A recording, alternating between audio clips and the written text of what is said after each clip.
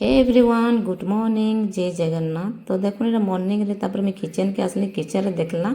जेनटा कि बहुत सारा पिठा जेना दुई प्रकार बना है अरसा पिठा और साले पिठा आउ गोटे जेनटा कि पुर भलाटा गोटे बिना पुर तो ये देखो चा फिर बना हलान तार संगे यहाँ आम समस्ते बाहर बसी समस्ते अधा तो ऊपर शोसन अधा तले सकाल पाइले जेनटा कि समस्ते तलके पलि आसन तले कथबार्ता टे भल लग्सी पूरा बड़ फैमिली भलिया तार संगे आज जेनटा कि रंधा बटारे काଣା काଣା आरंभ करूली से आज जेनटा कि मैंने टे भाविले छतु टे करमा आउ मैंने छतु घिनी गली छतु घिन सारा पर सब रंधा बटा सागे सागे सरीगला आउ रंधा बटारे होता आप देखिपे तार संगे कह भी दौचे आज होता भात दाल तार संगे छतु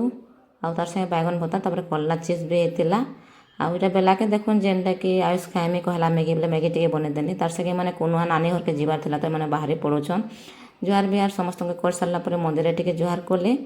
आउ मैंने यहाँ बाहर कर बाकी वर्षा छाड़बार ना नहीं वर्षा तो बहुत होचे